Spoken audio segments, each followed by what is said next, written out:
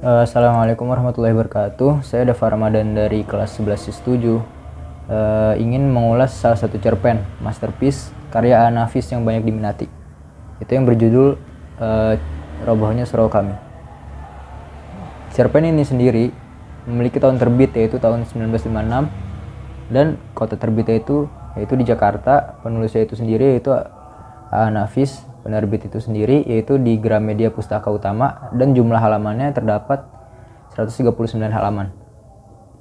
Orientasinya itu Robohnya Surau Kami karya Nafis adalah salah satu masterpiece sastra Indonesia dalam cerpen yang berjudul sama. Dikisahkan berdialoglah Tuhan dengan Haji Saleh, seseorang yang seumur hidupnya hanya beribadah dan beribadah. Karya ini mengemukakan pemikiran kritis Nafis itu sendiri yang dapat diambil hikmah sehingga banyak diminati oleh para pembacanya, yaitu diantaranya memberi manfaat kehidupan beragama dan bermasyarakat di Indonesia, yaitu bahwa hidup ini bukan hanya tentang ibadah tapi juga tentang dunia, yang dimana bisa dikatakan kita ini hidup harus seimbang antara akhirat dengan dunia. Tafsirannya itu cerpen Robohnya Surau Kami ini menceritakan suatu tempat di mana ada sebuah surau tua yang nyaris ambruk. Kemudian datanglah seseorang ke sana dengan keikhlasan hatinya dan izin dari masyarakat setempat untuk menjadi garin atau penjaga surau tersebut. Dan hingga kini surau tersebut masih tegak berdiri. Meskipun kakek atau garin dapat hidup karena sedekah orang lain, tapi ada hal pokok yang membuatnya dapat bertahan, yaitu dia mau bekerja sebagai pengasap pisau. Nah, dari pekerjaannya inilah dia dapat mengais rezeki, apakah itu berupa uang, makanan, kue-kue, atau rokok. Kehidupan kakek ini sangat monoton. Dia hanya mengasap pisau, menerima imbalan, membersihkan, dan merawat surau. Beribadah di surau dan bekerja hanya untuk keperluannya sendiri. Dari hasil pekerjaannya itu, dia tidak untuk orang lain, melainkan hanya untuk dirinya sendiri. Bahkan tidak untuk anak dan istrinya yang tidak pernah dipikirkan olehnya. Dimulai suatu ketika datanglah Ajo Sidi untuk berbincang-bincang dengan penjaga surau itu. Ajo Sidi ini adalah seorang pembual yang datang kepada kakek penjaga surau tersebut. Sebelum kakek penjaga surau itu meninggal, keduanya terlibat dalam sebuah perbincangan. Nah, pada perbincangan itu, Ajo Sidi mengisahkan tentang kejadian Haji Saleh di akhirat. Ketika dia dimasukkan ke dalam neraka, Haji Saleh tidak menerimanya karena Haji Saleh merasa dia adalah seorang yang rajin ibadah. Dan juga ia merasa sekalipun Haji Saleh meninggalkan kewajiban Tuhan, bahkan setiap waktunya hanya untuk menyembah Tuhan. Kemudian Haji Saleh datang menuntut kepada Tuhan atas semua apa yang dia kerjakan. Ternyata apa yang dikerjakan itu justru salah. Haji Saleh tidak seharusnya mementingkan dirinya sendiri untuk beribadah dan beribadah setiap waktunya demi masuk surga dan melupakan kewajibannya kepada anak dan istrinya, sehingga jatuh dalam kemelaratan. Itu yang membuat Haji Saleh dimasukkan ke dalam neraka.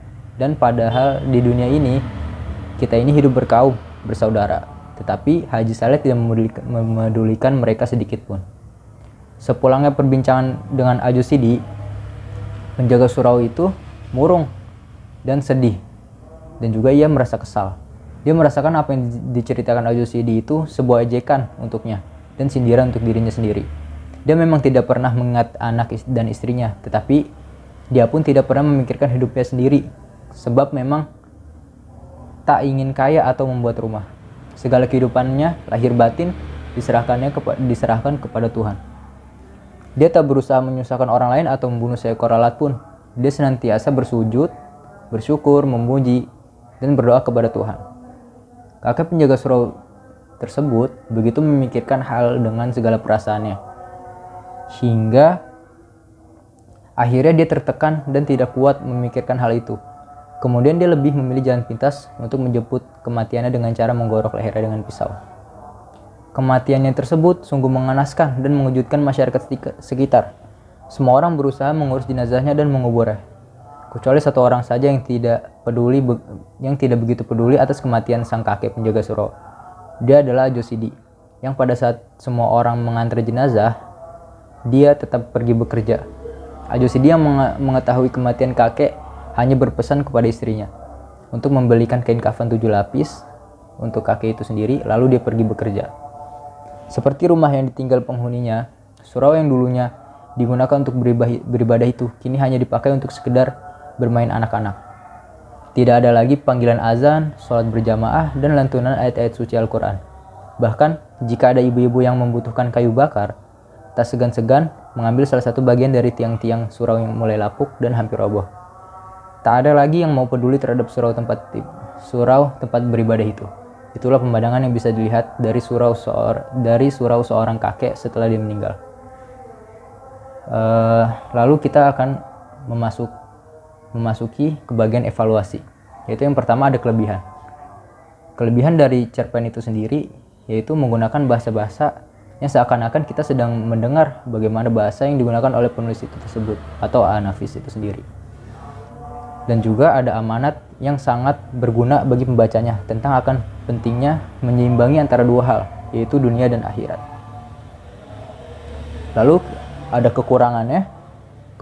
Kekurangannya itu sendiri yaitu pemilihan pada kata surau, yang dimana surau tersebut identik dengan tempat ibadah umat muslim, sehingga membatasi bagi para pembaca awam, padahal jika digantikan dengan tempat ibadah dapat menambah nilai jual cerpen tersebut.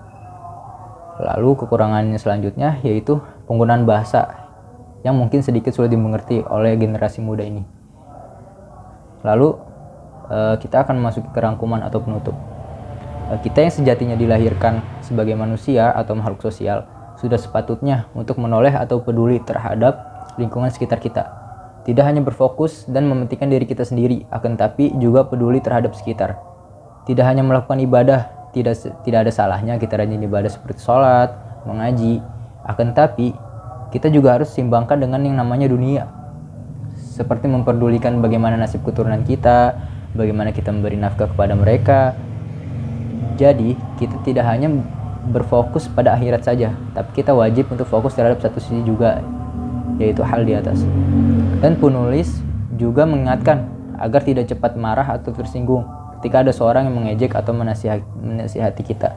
Dan juga jangan cepat bangga atau sombong atau takabur terhadap hal-hal yang mungkin kita pikir itu baik, tapi belum tentu baik di mata Allah Subhanahu wa Ta'ala. Dan jangan pernah menyia-nyiakan pemberiannya. Sekian ulasan resensi dari saya. Lebih kurangnya mohon maaf. Wassalamualaikum warahmatullahi wabarakatuh.